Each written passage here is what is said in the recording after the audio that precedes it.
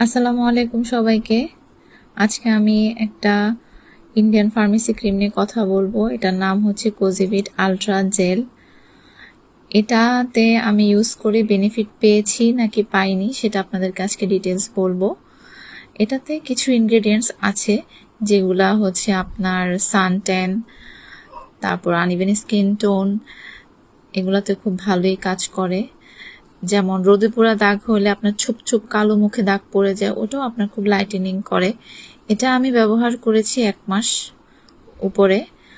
আমার সান ট্যানের কারণে কিছু কালো কালো ছোপ পড়ে গিয়েছিল, যেটার কারণে এটা ইউজ করার কারণে এটা একটু লাইট হয়েছে।